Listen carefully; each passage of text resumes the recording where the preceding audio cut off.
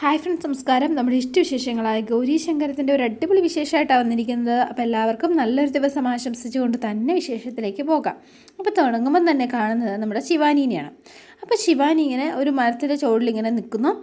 ഈ സമയത്ത് ഒരാൾ അങ്ങോട്ടേക്ക് വരികയാണ്. മറ്റാരുമല്ല, ധ്രുവൻ. ഭയങ്കര ഹാപ്പി ആയിട്ടാണ് വരുന്നത്. അപ്പോൾ ശിവാനി വിളിച്ചു എന്നോർത്തിട്ടാ ശിവാനി ശിവാനി എന്ന് വിളിച്ച് ഭയങ്കര സന്തോഷത്തിലാട്ടോ ആൾ വരുന്നത്. പക്ഷേ ശിവാനിയുടെ മുഖത്ത് ഒരു തെളിച്ചോ പ്രസാദമോ ഒന്നുമില്ല. അപ്പോൾ എന്താ ശിവാനി? അല്ല, എന്തായാലും മനസ്സിലായല്ലോ, എൻ്റെ സ്നേഹം നിനക്ക് മനസ്സിലായല്ലോ. നീ എന്തിനാ എന്നെ ഇങ്ങോട്ട് വരാൻ പറഞ്ഞത്? ഇത് ഏതാ ഈ സ്ഥലം? പറയേ, ഏതാ ശിവാനി? ശിവാനി, നീ എന്താ ഒന്നും മിണ്ടാത്തത്? എന്ത് പറ്റി നിനക്ക്? നിനക്കെന്നെ കാണണം, എന്നോട് എന്തൊക്കെയോ സംസാരിക്കണം എന്നൊക്കെ നീ പറഞ്ഞിട്ട് ഇപ്പോൾ ഞാൻ നേരിട്ട് വന്നപ്പോൾ നിനക്കൊന്നും സംസാരിക്കാനില്ലേ എന്ന് ചോദിച്ചോ. എന്താ ശിവാനി, നീ എന്താ ഒന്നും മിണ്ടാത്തത്? നിനക്കെന്താടി പറ്റിയത് എന്നൊക്കെ ചോദിക്കുകയാണ്. ഞാൻ ആഗ്രഹിച്ചപ്പോൾ, അല്ലെങ്കിൽ നീ ആഗ്രഹിച്ചപ്പോൾ നിൻ്റെ അടുത്ത് ഞാൻ എത്തിയില്ലേ, പിന്നെ നിനക്കെന്താ? അപ്പോഴാണ് നമ്മുടെ ശങ്കർ ബായി എത്തുന്നത് അങ്ങോട്ടേക്ക്. എടാ ചക്കരെ എന്ന് വിളിച്ച്. നിന്നെ ഒന്ന് കാണാൻ കാത്തിരുന്നതേ ശിവാനി അല്ലട്ടോ, ഈ ഞാനാട്ടോ, ഈ ശങ്കർ ബായി എന്ന് പറഞ്ഞു. അപ്പോൾ ഒന്ന് ഞെട്ടിപ്പോയി. ശങ്കർ ബായിയാ, അറിയോ നിനക്ക്? അപ്പോൾ ധ്രുവനാകെ പേടിച്ച് വരയ്ക്കാൻ തുടങ്ങി. ശങ്കർ ഭായ്. ശിവാനി ഒരു നോട്ടം നോക്കി. അവളെ ചതിച്ചതാണ് എന്ന കാര്യങ്ങളൊക്കെ ധ്രുവന് മനസ്സിലായിട്ടോ. വേറെ ആര് വിളിച്ചാലും ധ്രുവൻ വരില്ല, പക്ഷെ ശിവാനി വിളിച്ചാൽ ധ്രുവൻ വരും. അത് നന്നായി നമ്മുടെ ശങ്കുവിന് അറിയാമായിരുന്നു. ആ വഴിക്ക് തന്നെ നമ്മുടെ ശങ്കു നേരെ നീങ്ങുകയാണ് കേട്ടോ. നേരെ ശങ്കർ ധ്രുവൻ്റെ അടുത്തേക്ക് നേരെ ചെന്നിട്ട് ആ എന്താടാ മുത്തേ, ശങ്കർ ഭായ് എന്ന് വിളിച്ചു. ആഹാ അതേടാ, ശങ്കർ ഭായ് തന്നെയാണ്. നീ മരിച്ച് മണ്ണടിഞ്ഞു എന്നാണ് ഞാൻ വിചാരിച്ചുകൊണ്ടിരുന്നത്. പക്ഷേ നീ ജീവിച്ചിരിപ്പുണ്ടെന്ന് എൻ്റെ ഗൗരി 100 പ്രാവശ്യം പറഞ്ഞിട്ടും ഞാൻ വിശ്വസിച്ചില്ല. പക്ഷേ മരിച്ചു പോയ ഒരുത്തനെ ജീവനോടെ കാണാൻ പറ്റുമെന്ന് പറഞ്ഞാൽ അതൊരു ഭാഗ്യമല്ലേ? ശിവാനി, നിന്നെ വിശ്വസിച്ച നീ എന്നെ ചതിക്കായിരുന്നല്ലേ എന്ന് ചോദിച്ചു. മോനെ ധ്രുവ, നീ എന്താ ക്ടാവിനോട് പറഞ്ഞത്? നിന്നെ ചതിച്ചു എന്നോ? എടാ വാഷൗട്ടെ, സ്വന്തം അനിയനെ പോലെ നിന്നെ സ്നേഹിച്ച ആ എന്നോട് നീ ചെയ്തത് കൊടും ചതിയല്ലേടാ. ഈ ചതിയും വഞ്ചനയൊക്കെ നിനക്ക് മാത്രം പറഞ്ഞിട്ടുള്ള കാര്യമാണോ? തിരിച്ചൊരു പണി കിട്ടിയപ്പോൾ നിനക്ക് മനസ്സിലായോ? ശങ്കർ ഭായ്, നിങ്ങളെ ഇപ്പോഴും ഞാൻ എൻ്റെ സ്വന്തം ചേട്ടനെ പോലെ തന്നെയാണ് കാണുന്നത്. എനിക്ക് തെറ്റ് പറ്റിയിട്ടുണ്ട്, ഇല്ല എന്നല്ല ഞാൻ പറയണത്. പക്ഷേ മിണ്ടരുത് കേട്ടോ, മിണ്ടരുത്. നീ എൻ്റെ പെണ്ണ് ഗൗരിയോട് ചെയ്ത ക്രൂരതകളൊക്കെ പോരാഞ്ഞിട്ട് പാവം ആദർശിനെ ഈ പരുവത്തിലാക്കിയതും നീ തന്നെയാണ് അല്ലടാ എന്ന് ചോദിച്ചു. രഞ്ജു അവൾ എന്നോടെല്ലാം പറഞ്ഞു കേട്ടോ, ഞാൻ അറിഞ്ഞു ഞാൻ എല്ലാ കാര്യങ്ങളും. ധ്രുവ, ഇന്നത്തോടെ മോനെ നിൻ്റെ കാര്യത്തിലൊരു തീരുമാനം അത് ഞാൻ ആക്കിയിരിക്കും എന്ന് പറഞ്ഞു. അപ്പോൾ ധ്രുവൻ്റെ പോക്കറ്റിൽ കത്തി ഇങ്ങനെ വെച്ചിട്ടുണ്ട് കേട്ടോ. ആൾ കത്തിയിൽ ഇങ്ങനെ പിടിച്ച് നിൽക്കുകയാണ്. തീരുമാനമാകുന്നതാ ആരുടെ കാര്യത്തിലാണെന്ന് നമുക്കൊന്ന് നോക്കാം എന്ന് പറഞ്ഞ് ഇവൻ കത്തിയെടുത്ത് നേരെ ശങ്കറിൻ്റെ നേരെ ഓങ്ങാണ്. പിന്നെ അങ്ങോട്ടും ഇങ്ങോട്ടും പൂരടി എന്ന് പറഞ്ഞാൽ പൂരടി. അപ്പോൾ ശങ്കർ ഭായിനെ ഇവൻ തള്ളിയിടുന്നൊക്കെ ഉണ്ട് കേട്ടോ. ശങ്കർ ഭായി ഒന്നും നോക്കിയില്ല, നല്ല സൂപ്പർ അടിയാണ് കേട്ടോ. അവർ രണ്ടുപേരുടെ ശങ്കർ തൂക്കിയിട്ടിട്ട് അവനെ എടുത്തെറിയുന്നു. എന്നിട്ട് അവിടെ ചെന്ന് വീണ്ടും. അപ്പോൾ ശിവാനി ഒന്ന് നോക്കുന്നുണ്ട്. ശങ്കറിൻ്റെ കൈ കിട്ടിയ ഇനി എന്താണേലും ധ്രുവനെ വെറുതെ വിടില്ല എന്നുള്ള കാര്യം ഉറപ്പാണ്. നിന്നെ സ്വന്തം അനിയനായിട്ട് കണ്ടുപോയതുകൊണ്ട് ആ സെൻറ്റിമെൻറ്റ്സ് വെച്ചിട്ട് നിനക്ക് ഞാൻ കുറേ അവസരങ്ങൾ തന്നുട്ടോ. പക്ഷേ ഇനി നീ ജീവിച്ചിരുന്ന ഒരുപാട് ജീവിതങ്ങൾ നീ നശിപ്പിക്കും. അതുകൊണ്ടേ ഇനി നീ ഭൂമിയുടെ മോളിൽ വേണ്ട, കേട്ടോടാ എന്ന് ചോദിച്ച് അങ്ങോട്ടും ഇങ്ങോട്ടും തള്ളു ഉന്തും അടി നടക്കാണ്. രണ്ടുപേരും അങ്ങോട്ടും ഇങ്ങോട്ടും ഒട്ടും മോശമല്ല. അപ്പോൾ അങ്ങോട്ടും ഇങ്ങോട്ടും തള്ളുന്നുണ്ട് കേട്ടോ. എന്നിട്ട് ശങ്കർ ഭായി വിടാൻ ഉദ്ദേശിച്ചിട്ടില്ല, ഇവനെ തീർക്കാൻ തന്നെയാണ് പുള്ളിയുടെ പ്ലാന്. എടാ ധ്രുവോ എന്ന് പറഞ്ഞാൽ ഇവൻ്റെ കോങ്ങയ്ക്ക് പിടിച്ച് നെക്കി പിടിച്ചിരിക്കുകയാണ് കേട്ടോ. അപ്പോഴാണ് ശങ്കർ എന്നൊരു വിളി കേൾക്കുന്നത്. അപ്പോൾ ഗൗരിയും ഗംഗയും അജിത്തും ജോജും എല്ലാവരും ഓടിയെത്തുകയാണ്. ഗൗരി, നീ ഇവിടെ എങ്ങനെയാണ് എത്തിയത്? ഇന്നലെ ഗംഗയുടെ കയ്യിൽ നിന്ന് രഞ്ജുവിൻ്റെ ഫോൺ നമ്പർ വാങ്ങിയപ്പോൾ തന്നെ ഗംഗയ്ക്ക് എന്തോ ഒരു സംശയം തോന്നി. ഗംഗ ആ വിവരം എന്നോട് പറഞ്ഞു. ശങ്കറിൻ്റെ മനസ്സിൽ എന്താണെന്ന് അപ്പം തന്നെ എനിക്ക് മനസ്സിലാകുകയും ചെയ്തു. ശങ്കർ എവിടെയാണ് ഉള്ളതെന്ന് രഞ്ജു അറിയിച്ചത്. എന്തായാലും നിങ്ങൾ കൃത്യസമയത്ത് വന്നല്ലോ, പക്ഷേ ഇവനോട് ഞാൻ ജീവനോട് വച്ചേക്കില്ല കേട്ടോ എന്ന് പറഞ്ഞു. ശങ്കർ വേണ്ട, ശങ്കർ അരുത് എന്ന് പറഞ്ഞു. ഗൗരി വേണ്ട കേട്ടോ, പറയുന്ന മനസ്സിലാക്കിയോ? ശങ്കർ, ഞാൻ പറയുന്ന ഒന്നും മനസ്സിലാക്കുക. ഇനി ആരും ഒന്നും പറയണ്ട, എനിക്കൊന്നും കേൾക്കുകയും വേണ്ട. ശങ്കു പ്ലീസ് അബദ്ധമൊന്നും കാണിക്കരുത് എന്ന് പറഞ്ഞ ഉടനെ ഗംഗ, അതെ ഇവനെപ്പോലുള്ള ജീവനിക്കുന്നവനാണ് അബദ്ധം. എൻ്റെ ശങ്കർഭായി വേണ്ടാട്ടോ, ഇവന് വേണ്ടിയിട്ടുള്ള പണി ഞാൻ കൊടുത്തോളാം. പിന്നെ ഇവനെപ്പോലുള്ള ഒരു വാഷ് ഔട്ട് ടീമിന് വേണ്ടിയിട്ട് ശങ്കർഭായി എന്തിനാ ജയിലിൽ പോണത്?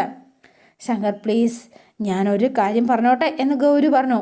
വേണ്ട, എന്നെ തടയാനായിട്ട് ഒരൊറ്റ വന്നേക്കരുത്, ഒരാളും വന്നേക്കരുത്, മനസ്സിലായോ? ദേ എനിക്കിവനെ തീർക്കാതെ കാലിയടങ്ങില്ല. എന്നെ തടയാൻ വന്ന ആരാന്ന് ഞാൻ നോക്കില്ല. ശങ്കർ പ്ലീസ് ധ്രുവനെ കൊല്ലരുത്. ഗൗരി നിനക്കറിയാലോ, നീ ആഗ്രഹിച്ചതൊക്കെ നേടിത്തന്നിട്ടുണ്ട്, നീ ചോദിച്ചതൊക്കെ ഞാൻ നേടിത്തന്നിട്ടുണ്ട്. പക്ഷേ ഈ കാര്യത്തിൽ പറ്റില്ല കേട്ടോ, അത് നടക്കില്ല എന്ന് പറഞ്ഞു. ധ്രുവൻ ജീവിച്ചിരിപ്പുണ്ടെന്ന് തെളിയിച്ച ഞാൻ ചോദിക്കുന്ന എന്നും തരാമെന്ന് ശങ്കർ എനിക്ക് വാക്ക് തന്നതല്ലേ? എന്താ ധ്രുവൻ ജീവിച്ചിരിപ്പുണ്ടെന്ന് ഇപ്പം ഞാൻ തെളിയിച്ച് കഴിഞ്ഞിരിക്കുക. ഇനി എനിക്ക് തന്ന വാക്ക് ശങ്കർ അതൊന്ന് പാലിക്കണം എന്ന് പറഞ്ഞു. അപ്പോൾ ശങ്കർ ഒന്നും മിണ്ടിയില്ല. അപ്പോൾ ഇങ്ങനെ നിൽക്കുകയാണ്. പറഞ്ഞോ ഗൗരി, നിനക്ക് ഞാൻ എന്താ നേടിത്തരേണ്ടത് എന്ന് ചോദിച്ചു. നിനക്ക് എന്താ വേണ്ടത് എന്ന് ചോദിച്ചു. അപ്പോൾ ഗൗരിയോട് നിന്നിട്ട് എനിക്ക് വേണ്ടത് ശങ്കർ, നീ എന്ത് ചോദിച്ചാലും ഞാൻ തരൂട്ടോ, അത് ഉറപ്പ് എന്ന് പറഞ്ഞു. കാരണം എന്താണെന്നറിയോ നിനക്ക്? നീ ആയിരുന്നു ശരിയെന്ന് നീ തെളിയിച്ചു, നീ മാത്രമാണ് ശരിയെന്ന് നീ തെളിയിച്ചു കഴിഞ്ഞിരിക്കുന്നു. ചോദിച്ചോ എന്ന് പറഞ്ഞു. ഇവനെ ജീവനോടെ വിടണം എന്ന് പറഞ്ഞു. ഗൗരി എന്നൊരു വിളി. അതെ, ഈ ധ്രുവനെ ജീവനോടെ വിടണം, അതാ എനിക്ക് വേണ്ടത്. എന്ത് ചോദിച്ചാലും തരാം എന്നല്ലേ എന്നോട് പറഞ്ഞത്? ശങ്കു പ്ലീസ് എന്ന് പറഞ്ഞു. ഇതാ എനിക്ക് വേണ്ടത് എന്ന് പറഞ്ഞു. അപ്പോൾ ധ്രുവനൊരു ചിരിയൊക്കെ ചിരിച്ചിങ്ങനെ നിൽക്കുക. ശങ്കർ പ്ലീസ് എനിക്ക് തന്ന വാക്ക് ശങ്കർ ഒന്ന് പാലിക്കണം, നമുക്ക് ജീവിക്കണ്ടേ ശങ്കർ? ഇവന് വേണ്ടിയിട്ട് നീ ഇപ്പോൾ എൻ്റെ മുന്നിൽ യാചിക്കുകയാണോ ഗൗരിയെ എന്ന് ചോദിച്ചു. ശങ്കർ നമുക്ക് ജീവിക്കണ്ടേ ശങ്കർ, ഞാൻ പറയുന്ന ഒന്ന് മനസ്സിലാക്കുക പ്ലീസ് ശങ്കർ എന്ന് പറഞ്ഞ് ചേർത്ത് പിടിക്കുകയാണ്. എനിക്കെൻ്റെ ശങ്കറിനോടൊത്ത് സന്തോഷമായിട്ട് തന്നെ ജീവിക്കണം, അതുകൊണ്ടാണ് ഞാൻ ഈ പറയണത്. പിന്നെ എന്നോട് ഇത്തിരിയെങ്കിലും സ്നേഹമുണ്ടെങ്കിൽ ദേ ഇവന് വേണ്ടിയിട്ട് ശങ്കർ നമ്മുടെ ജീവിതം തകർക്കരുത് പ്ലീസ്, എനിക്കത് മാത്രമേ പറയാനുള്ളൂ എന്ന് പറഞ്ഞു. അപ്പോൾ ഒന്നും മിണ്ടുന്നില്ല ശങ്കർ. ഇതേ നമ്മൾ സ്വപ്നം കണ്ടൊരു ജീവിതം നമുക്ക് രണ്ടുപേർക്കും ഒരുമിച്ച് ജീവിക്കണ്ടേ? ഇവനെപ്പോലെ ഒരുത്തനെ കൊന്നിട്ട് ശങ്കർ ജയിലിൽ പോയാൽ പിന്നെ എനിക്കാരാ ഉള്ളത്? ഒന്ന് പറ ശങ്കർ എന്ന് ചോദിച്ചു. ഞാൻ ശങ്കറിൻ്റെ കാല് പിടിച്ച് പറയാം, പ്ലീസ് നമ്മുടെ ജീവിതം ശങ്കർ തകർത്ത് കളയരുത് പ്ലീസ് ശങ്കർ. ശങ്കർ എനിക്ക് തന്ന വാക്ക് അതൊന്ന് പാലിക്കണം, നമുക്ക് ജീവിക്കാൻ വേണ്ടിയിട്ട് മാത്രം അവനെ അവൻ്റെ വഴിക്ക് വിട്ടേര് ശങ്കർ പ്ലീസ് എന്ന് പറഞ്ഞു. അപ്പോൾ ശങ്കറിന് മനസ്സിലാതിരിക്കാൻ പറ്റില്ലല്ലോ. എടാ ധ്രുവ, എൻ്റെ ഈ ഗൗരി നിനക്ക് നിൻ്റെ ലൈഫ് ഇപ്പം ഭിക്ഷയായിട്ട് തരിക. ഇനി നീ ഞങ്ങൾക്കിടയിൽ ഒരു സാന്നിധ്യം ഉണ്ടാവാൻ പാടില്ല കേട്ടോ. അങ്ങനെ ഞങ്ങൾക്ക് സമാധാനം സന്തോഷമായിട്ട് ജീവിക്കണം.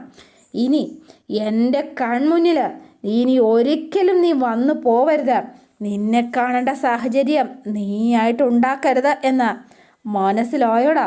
പോയിക്കോ, അവക്ക് കൊടുത്ത വാക്ക് പാലിക്കാൻ വേണ്ടി മാത്രം, അതുകൊണ്ട് മാത്രം ഞാൻ നിന്നെ വെറുതെ വിടുക, പോടാ എന്ന് പറഞ്ഞ് ധ്രുവനെ പിടിച്ചൊരു തള്ള്. അപ്പോൾ ധ്രുവൻ അങ്ങോട്ടേക്ക് നോക്കി അവൻ അങ്ങ് പോവാണ് കേട്ടോ. അപ്പം ഗൗരി ആകെ തളർന്നു, ഗൗരിക്ക് ആകെ സങ്കടമായി. അപ്പോൾ ശങ്കുവിൻ്റെ അടുത്തേക്ക് ചേർന്ന് ശങ്കുവിനെ നെഞ്ചിൽ ചേർത്ത് പിടിച്ച് ശങ്കു ഇങ്ങനെ ആശ്വസിപ്പിക്കുകയാണ് കേട്ടോ. ഇത് കണ്ടപ്പോൾ ഗംഗയ്ക്ക് അത് അത്ര സുഖിച്ചിട്ടൊന്നുമില്ല.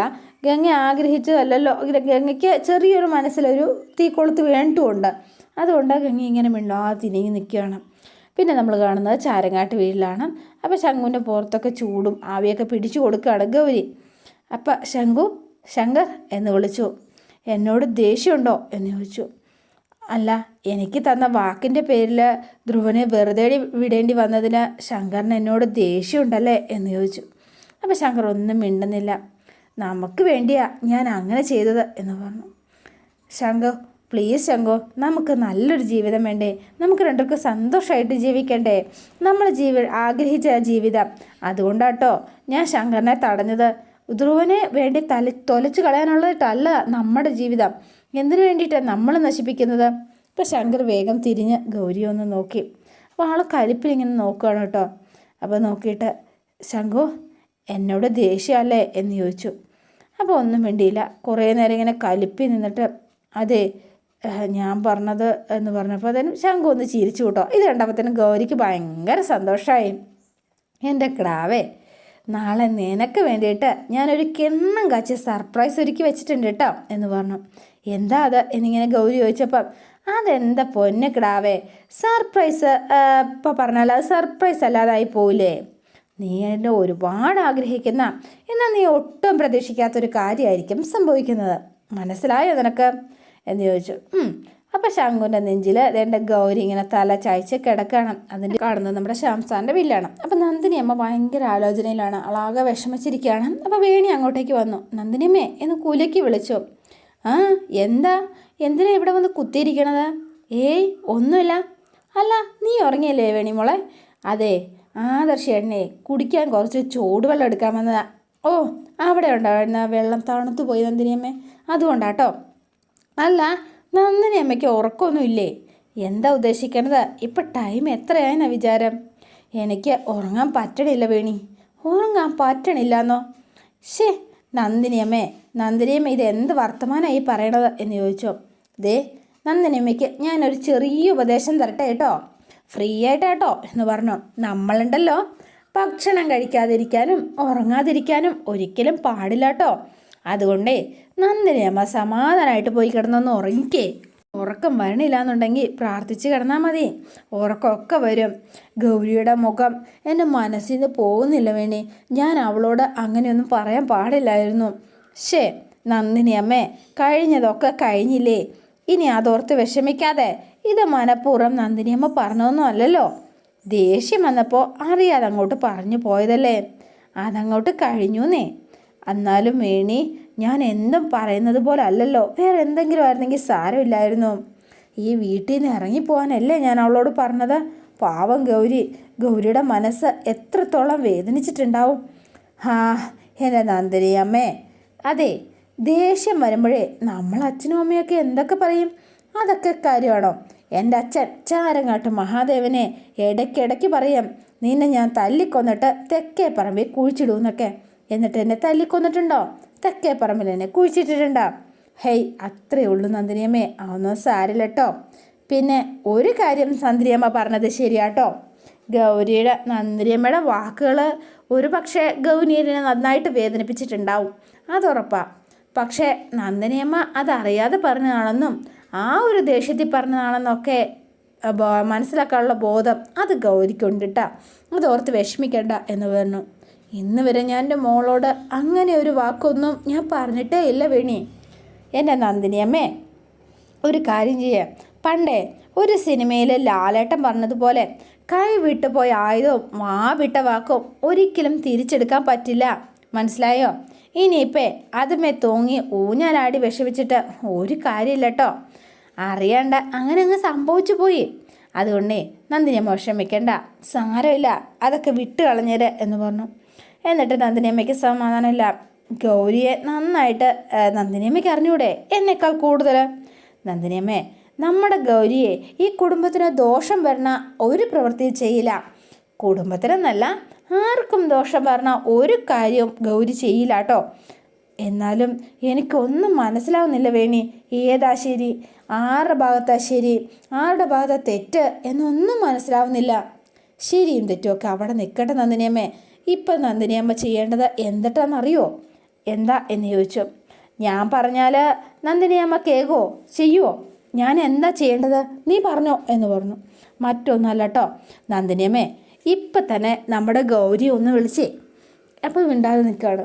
ഗൗരി നന്ദിനിയമ്മയെ ഒന്ന് സംസാരിച്ചാൽ മതി, നന്ദിനിയമ്മയുടെ വിഷമം മാറും, ഗൗരിക്ക് സമാധാനവും ആയിക്കോളും. എന്ത് പറയുന്നു? വിളിക്കാമല്ലേ അപ്പം എന്ന്? വിളിക്കുന്നേ. അപ്പോഴേക്കും ആരതി അങ്ങോട്ടേക്ക് വന്നിട്ട്, അമ്മ ചേച്ചിയെ വിളിച്ച് സംസാരിക്കാൻ പോകണോ എന്ന് ചോദിച്ചു. അപ്പം വേണി ആകെ കുളം കുത്തിയെന്ന് മനസ്സിലായി. അപ്പോൾ ആരതി അങ്ങോട്ടേക്ക് കടും പിടുത്തം പിടിച്ച് വന്നേക്കുവാണ്. മോളെ ആരതി, നന്ദിനിയമ്മയ്ക്ക് ഇഷ്ടമുള്ള കാര്യങ്ങൾ ചെയ്തോട്ടെ, അതിനിപ്പം നിനക്കെന്തിട്ടാ? അമ്മയ്ക്ക് ഇഷ്ടമുള്ള എന്ത് കാര്യം വേണേലും ചെയ്തോട്ടെ. പക്ഷേ ഒരു കാര്യം അമ്മ മറക്കണ്ട, മനഃപൂർവ്വം എൻ്റെ ലൈഫ് നശിപ്പിക്കാൻ ശ്രമിച്ച ആളാണ് ഗൗരി ചേച്ചി. അങ്ങനെ ഒരാൾ അമ്മ ഇപ്പോഴും വിശ്വസിക്കാണോ എന്ന് ചോദിച്ചു. അപ്പം മിണ്ടാതെ നിൽക്കണം. അമ്മ ഇപ്പോഴും ചേച്ചിയെ വിശ്വസിക്കുന്നുണ്ടെങ്കിൽ അപ്പം അമ്മ എന്നോട് കാണിക്കുന്ന സ്നേഹം അത് കള്ളത്തരമല്ലേ എന്ന് ചോദിച്ചു. അപ്പോൾ ഒന്നും മിണ്ടിയില്ല നന്ദിനിയമ്മ. ഞാൻ ഗൗരിയെ വിളിക്കുന്നില്ല, സംസാരിക്കുന്നില്ല, തീർന്നില്ല നിൻ്റെ പ്രശ്നം എന്ന് ചോദിച്ച് നന്ദിനിയമ്മ അങ്ങ് കയറിപ്പോയി. ആ പുറകിന് ആരതിയും കയറിപ്പോയി കേട്ടോ. അപ്പോൾ വേണി താഴെ നിൽക്കുക. ആഹാ, ഇത് കൊള്ളാലോ ഇപ്പം. എൻ്റെ പൊന്നോ, നന്നായി. ഇതിപ്പോൾ അപ്പ കാണുന്നവനെ അപ്പ എന്ന് വിളിക്കുന്ന പരിപാടിയായിപ്പോയല്ലോ. ഒരു തീരുമാനമൊക്കെ വേണ്ട എൻ്റെ നന്ദിനിയമ്മേ. ആകെ മോശം എന്നൊക്കെ പറഞ്ഞ് വേണി താഴെ ഇങ്ങനെ നിൽക്കുന്നു. അതോടെയാണ് ഇന്നത്തെ വിശേഷം അവസാനിക്കുന്നത്. ഇനി നാളത്തെ വിശേഷം ഇതിലും ഗംഭീരമാണ്. അപ്പോൾ എല്ലാവരും കാത്തിരിക്കുക. ഇഷ്ടപ്പെട്ടുവെങ്കിൽ ലൈക്ക് ചെയ്യുക, ഷെയർ ചെയ്യുക, തൊട്ടടുത്ത് ആ ബെൽ ബട്ടൺ കൂടെ ഒന്ന് ഞെക്കുകയാണെങ്കിൽ ഞാൻ ഇടുമ്പോൾ തന്നെ നോട്ടിഫിക്കേഷൻ ലഭിക്കുന്നതായിരിക്കും. പുതുപുത്തൻ വിശേഷമായിട്ട് എത്താം. Bye and see you again.